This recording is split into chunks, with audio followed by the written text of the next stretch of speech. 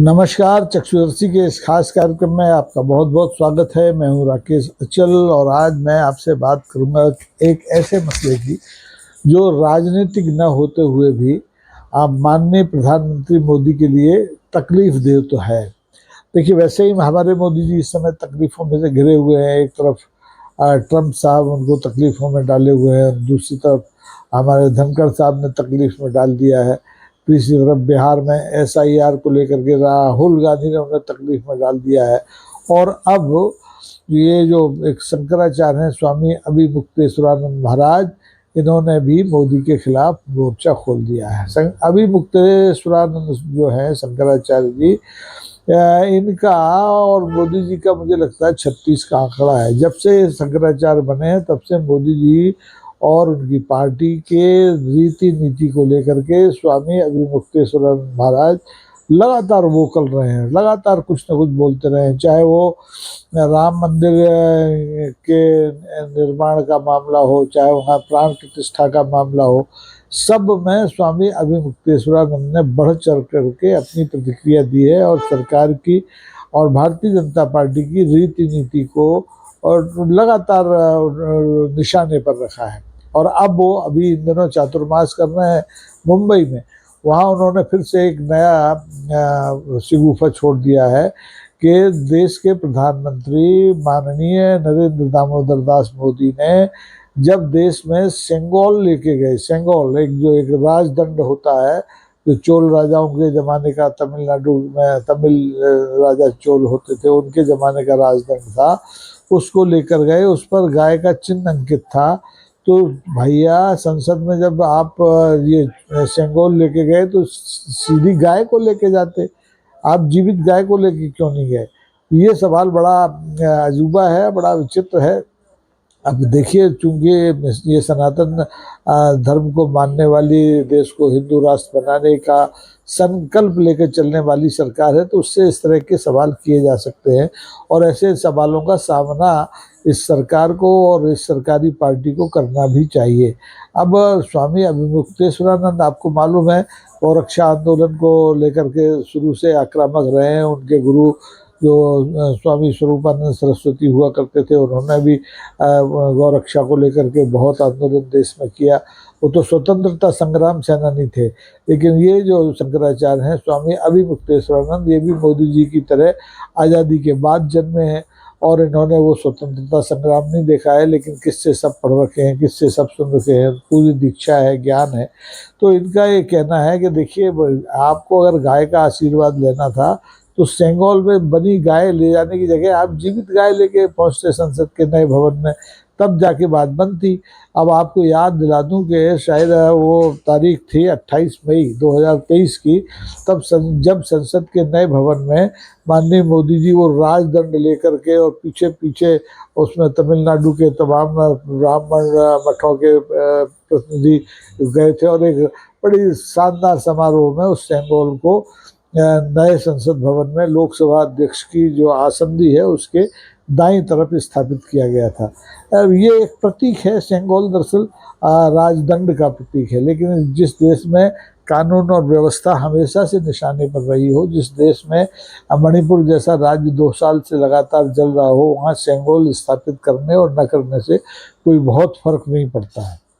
फिर भी स्वामी अभिमुक्तेश्वरानंद ने धमकी दी है कि वो मोदी जी को जीवित गाय का आशीर्वाद दिला के मानेंगे और देश भर से गाय इकट्ठी करके कम से कम संसद में पहुंचेंगे और मोदी जी को गाय का आशीर्वाद दिलाएंगे। मोदी जी को गाय का आशीर्वाद मिलना चाहिए।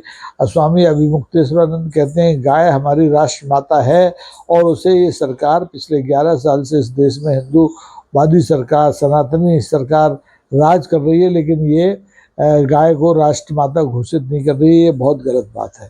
अब स्वामी अभिमुक्तेश्वरानंद अपनी जगह सही है और सरकार अपनी जगह सही है। सरकार भले ही सनातन धर्म की पैरोकार सरकार हो, लेकिन एक संविधान के तहत शपथ लेकर बनी है। तो संविधान में तो धर्मनिरपेक्ष और समाजवाद वाले शब्द भी जुड़े हुए हैं प्रस्तावना में, जिन्हें ये सरकार निकाल भी नहीं पाई और इसने संसद में ये आश्वासन भी दिया कि सरकार ये सब निकालना भी नहीं चाहती। तो ऐसी सरकार गाय को राष्ट्रमाता कैसे घोषित कर सकती है? ये बात अलग है, गाय की पूजा सब जगह होती है, मंदिरों में होती है, और जितने भी हमारे डबल इंजन की सरकार के जो सरकार है उनमें होती है। अब स्वामी अभिमुक्तेश्वरानंद की एक नई मांग है, वो चातुर्मास में बैठे हैं, तो चातुर्मास में आदमी भजन पूजन करता है, बीच बीच में राजनीति भी कर लेता है जब प्रेस वाले घेर लेते हैं।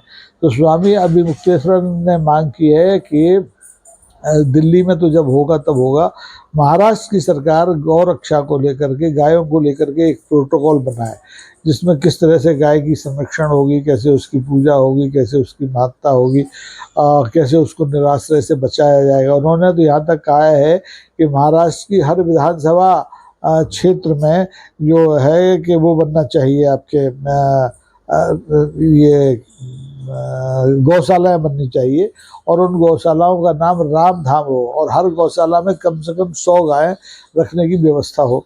तो ये बहुत बड़ा काम तो नहीं है, महाराष्ट्र की सरकार चाहे तो कर सकती है, डबल इंजन की सरकार है, दिल्ली में भी भाजपा की सरकार है और महाराष्ट्र में भी भाजपा की सरकार है, तो वो चाहे तो स्वामी अभिमुक्तेश्वरानंद की मांग के बहाने देश के तमाम हिंदुओं को, तमाम गौ प्रेमियों को खुश कर सकती है। और ये काम अगर बिहार विधानसभा चुनाव से पहले हो जाए तो और ज़्यादा इसका फ़ायदा भारतीय जनता पार्टी को मिल सकता है। लेकिन इतना आसान नहीं होता है हर चीज़ को मान लेना, और ख़ास तौर पर स्वामी अभिमुक्तेश्वरानंद मांग करे और ये सरकार मान ले तो हो ही नहीं सकता। क्योंकि आपको मैंने याद दिलाया कि राम मंदिर अयोध्या में जब उसका भूमि पूजन हुआ, तब स्वामी अभिमुक्तेश्वरानंद सबसे अलग बोल रहे थे। जब वहाँ पर प्राण प्रतिष्ठा हुई रामलला के विग्रह की, नए विग्रह की, तब स्वामी अभिमुक्तेश्वरानंद ने उंगली उठाई कि किस गलत तरीके से वहाँ पर ये प्राण प्रतिष्ठा की जा रही है। फिर आपने देखा महाकुंभ लगा हरिद्वार, इसमें इलाहाबाद में, वहाँ जो भगदड़ हुई, वहाँ 30 लोग मारे गए, उसके लिए उन्होंने उत्तर प्रदेश की तब की सरकार को और भारतीय जनता पार्टी द्वारा जो वीआईपी कल्चर वहाँ पर इलाहाबाद में कुंभ के दौरान बहुत प्रफुल्ल पुष्पित पल्लवित किया गया था, उसके खिलाफ बोला। तो स्वामी अभिमुक्तेश्वरानंद तो लगातार इस मामले में वाचाल है। वो मोदी जी के 56 इंच की सीने की चिंता नहीं करते हैं और लगातार बोलते हैं। उन पर अंधभक्तों ने हमले भी किए, उन्हें कोर्ट कचहरी में भी घसीटा गया। उनको अभी भी बहुत से लोग वो स्वामी स्वरूपानंद जी का उत्तराधिकारी नहीं मानते, शंकराचार्य नहीं मानते हैं, लेकिन स्वामी अभिमुक्तेश्वरानंद को इससे कोई फर्क नहीं पड़ता। उनको मानने वालों की एक लंबी फौज इस देश में है, और इस समय वो देश की आर्थिक राजधानी मुंबई में चातुर्मास कर रहे हैं, रोज प्रवचन दे रहे हैं, लोगों को आशीर्वाद दे रहे हैं, मिल रहे हैं। उन्होंने तो भाषा विवाद पर भी अपनी बात कही है, और उनका ये कहना है कि भाषा विवाद, चूँकि महाराष्ट्र का गठन ही 1960 में भाषा के आधार पर हुआ है, तो मराठी को महत्ता मिलनी चाहिए। और यही नहीं, वो रुके नहीं, आप उनसे सवाल करते जाइए, स्वामी अभिमुक्तेश्वर हर सवाल का जवाब देंगे। उनसे पत्रकारों ने पूछ लिया ये मालेगांव विस्फोट कांड को लेकर के जो माननीय अदालत का फैसला है उसके बारे में क्या कहना है, तो उन्होंने छूटते ही कहा कि भाई मालेगांव विस्फोट कांड में जो असली आरोपी हैं, कोई तो होगा आरोपी, विस्फोट हुआ है, लोग मरे हैं, तो उनको सज़ा मिलनी चाहिए। उसका सीधा मतलब है कि वो अदालत के इस फैसले से कतई संतुष्ट नहीं है, जिसमें कि मालेगांव विस्फोट कांड के 7 प्रमुख आरोपियों को बाइज्जत बरी कर दिया गया है, जिसमें पूर्व सांसद प्रज्ञा भारती भी शामिल हैं। तो इस लिहाज से आप देखें कि स्वामी अभिमुक्तेश्वरानंद इस सरकार के लिए, माननीय प्रधानमंत्री के लिए रोज कोई ना कोई नई मुश्किल खड़ी कर देते हैं।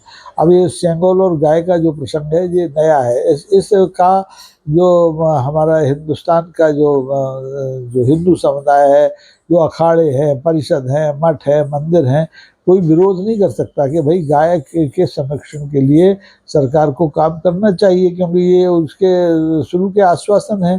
गाय को राष्ट्रमाता घोषित किया जाना चाहिए। ये तो हर हिंदू और ख़ास तौर पर भारतीय जनता पार्टी का कार्यकर्ता, संघ का कार्यकर्ता, भारतीय जनता पार्टी का जो सिंपैथाइजर है, जो अंधभक्त, सब चाहते हैं कि गाय को राष्ट्रमाता का दर्जा दिया जाए। और अब जिस ढंग से स्वामी अभिमुक्तेश्वरानंद जी ने कहा है कि वो जीवित गाय लेके संसद में पहुंचेंगे, तो मुझे लगता है कि हो सकता है कि आने वाले दिनों में और इसी संसद के चलते मानसून सत्र में कहीं वहाँ संसद परिसर में कोई एक नई गौशाला न खोल दी जाए, ताकि जो भारतीय जनता पार्टी के सांसद हैं और उनके सहयोगी दलों के सांसद हैं वो जाकर के पहले गौ सेवा करें, फिर संसद में जनता की सेवा के लिए बहसें होती हैं, उन पर हिस्सा लें। तो होने को कुछ भी हो सकता है। फिर बात मैं आपको याद दिला देता हूँ सेंगोल की, जिस सेंगोल को लेकर के माननीय प्रधानमंत्री मोदी जी 2023 में यानी 2 साल पहले 28 मई को संसद पहुंचे थे। वो सेंगोल कोई नई चीज़ नहीं थी। वो सेंगोल पहले प्रधानमंत्री देश के जो थे पंडित जवाहरलाल नेहरू, उनको तमिल ब्राह्मणों ने भेंट किया था आज़ादी के फौरन बाद, और उन्होंने उसको फिर बजाय संसद में रखने के, चूँकि लोकतांत्रिक देश है वहाँ राजतंत्र के प्रतीक को रखने का कोई मतलब नहीं था, तो उन्होंने इलाहाबाद के एक संग्रहालय में उस सेंगोल को रख दिया था। लेकिन पता नहीं मोदी जी को कब ख्वाब में वो दिखा सेंगोल, और मोदी जी उसको ससम्मान गाजे बाजे के साथ समारोह के साथ इलाहाबाद से उठा करके ले आए, और जब दिल्ली में नया संसद भवन बना, कौन सा बिस्टा कहलाता है, उसमें उसको स्थापित कर दिया। लेकिन उसके बावजूद आप देखिए राजदंड की स्थापना तो हो गई, लेकिन राजदंड असर नहीं दिखा रहा है। संसद का ये मानसून सत्र भी चल नहीं पा रहा है। 2023 में ये जो स्थापना हुई उसके बाद से, राजदंड की स्थापना के बाद से सेंगोल का गाय का आशीर्वाद हमारी सरकार को, मौजूदा सरकार को, प्रधानमंत्री को मिलना चाहिए था, लेकिन नहीं मिला। वो 400 पार नहीं कर पाए, वो 240 पर अटक गए, और उन्हें मजबूरन जेडीयू की और टीडीपी की बैसाखियाँ लाके लगानी पड़ी सरकार चलाने के लिए। तो ऐसे में मुझे लगता है कि मोदी जी और भारतीय जनता पार्टी गायों से भी नाराज़ है, क्योंकि गायों ने उन्हें पूरा आशीर्वाद नहीं दिया होता तो 400 पार कर जाते, और इसीलिए शायद वो उन्होंने जीवित गाय का आशीर्वाद नए संसद भवन में नहीं लिया। अब ये देखना है इस चातुर्मास के बाद स्वामी मुक्तेश्वरानंद क्या सचमुच में गायों को लेकर के संसद पहुंचेंगे, क्या वो गायों का आशीर्वाद माननीय प्रधानमंत्री को दिला पाएंगे। हो सकता है कि वो 75वां जो सालगिरह प्रधानमंत्री जी का आ रहा है उस समय ये काम कर गुजरे, लेकिन अभी स्वामी अभिमुक्तेश्वरानंद ने इसकी कोई तारीख घोषित नहीं की है, कोई कार्यक्रम घोषित नहीं किया है, केवल कहा है। अब वो कहा है तो उस पर कितना अमल करेंगे ये आने वाले दिनों में पता चलेगा।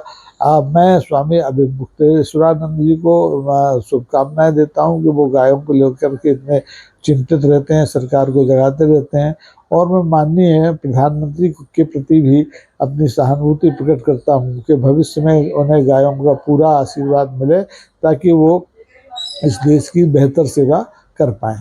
तो आज के लिए बस इतना ही। अगर आपको ये एपिसोड अच्छा लगे तो इसे लाइक कीजिए, इसे शेयर कीजिए, सब्सक्राइब करें तो बहुत अच्छा है। सोने में सुहागा है। नमस्कार, जय हिंद, जय भारत।